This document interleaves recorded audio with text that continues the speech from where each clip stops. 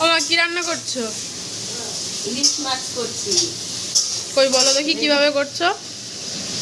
বেগুন দিয়ে আলু দিয়ে হুম আর এই যে ইলিশ মাছ ভেজে রেখেছি, হালকা করে ভেজেছি। হুম হ্যাঁ, হুম। বেগুনের দাম বেশি তাই তার সাথে দুটো আলু দিলাম। আচ্ছা, এখানে আলু কেটে রেখেছো, হ্যাঁ এখানে বেগুন ভাজছো। হ্যাঁ, এখানে লঙ্কা আর পেঁয়াজ রেখেছি কেটে, কাঁচা লঙ্কা পেঁয়াজ। আচ্ছা, আর মশলা? মশলা এই যে কাঁচা লঙ্কা, আদা আর এই যে সরষে বাটা আছে মিক্সিতে, এই যে সরষে বাটা।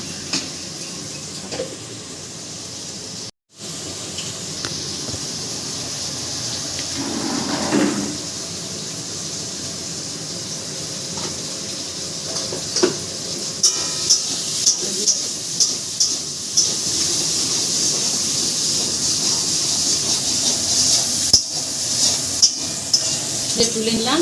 বলো। এবার বেগুনটা ভেজে তুলে নিলাম, বেগুনটা পরে দেবো। আলু দিয়ে আবার তেল দিচ্ছ? তেল দিলাম। হুম, এটা কালো জিরে।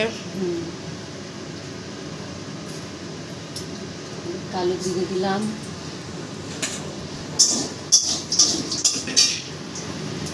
এই কাঁচা লঙ্কা দিলাম, পেঁয়াজ দিলাম।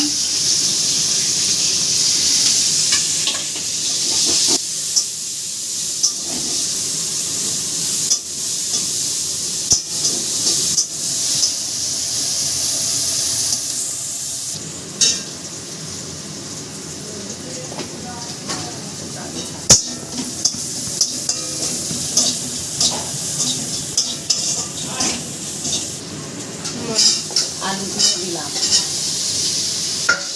আলু দিয়ে ভেজে নেব।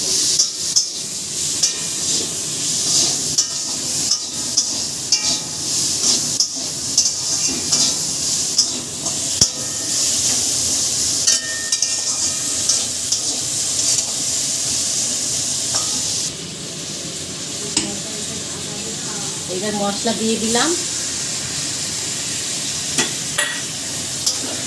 দিয়ে অল্প করে কষিয়ে নেব।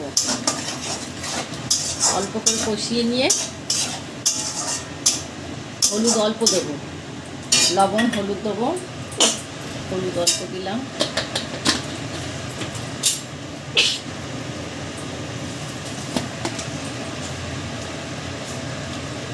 লবণ দিলাম পরিমাণ মতো।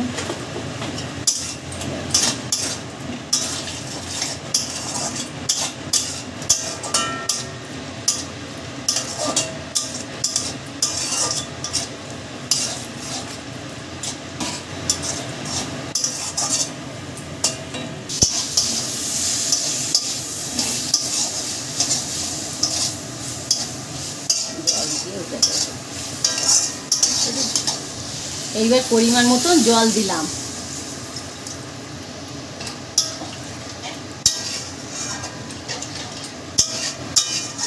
বেগুনটা কখন দেবে? বেগুনটা ফুটে আসলে বেগুনটা দেবো, তরকারি ফুটুক জলটা।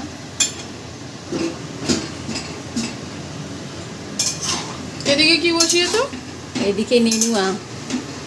এটা কি দিয়ে করবে? এটা চিংড়ি মাছ দিয়ে করব। এটা সিদ্ধ বসিয়েছো?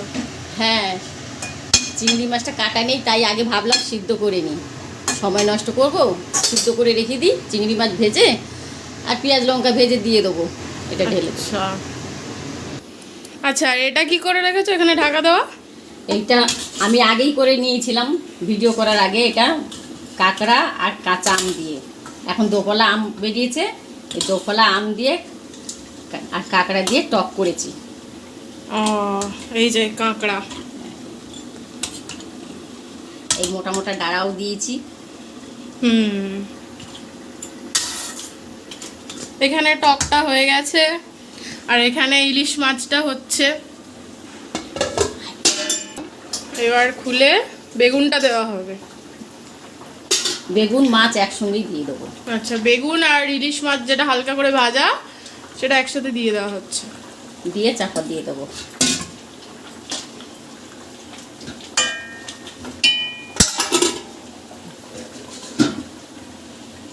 নামানোর আগে কাঁচা লঙ্কা, চেরা কাঁচা লঙ্কা দিয়ে দেব, দিয়ে কাঁচা তেল একটু দিয়ে দেবো, দিয়ে নামিয়ে নেব।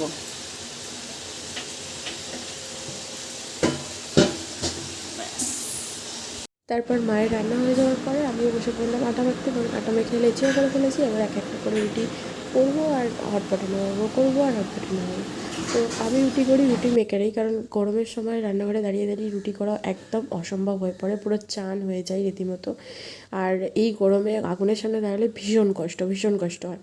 তো রুটি মেকারেই রুটি করে নিচ্ছি, বাট রুটি মেকারে আমি বেলেই দিচ্ছি, কারণ রুটি মেকারের যে বেলাটা সেটা বাড়িতে সবার খুব একটা পছন্দ হয় না। তো আলাদা করে রুটি বেলে শুধু ওর মধ্যে বসে বসে সেঁকে নিই, ব্যাস।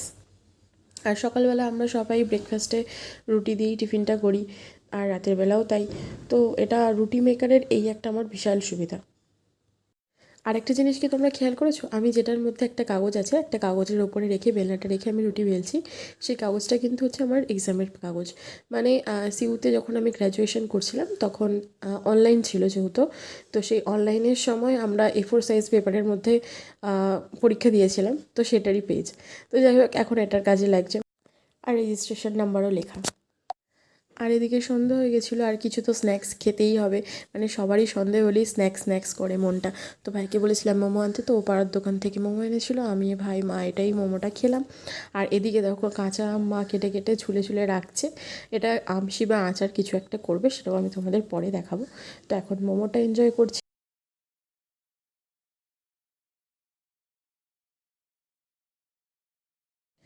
আর আজকে রাতে আমাদের ডিনারে ছিল রুটি, চিলি চিকেন আর আম। তো এখন সবার বাড়িতেই প্রায় থাকে, তো রাত্রেবেলা করে কয়েকটা আম, মানে এক পিস আম খেয়ে নিই।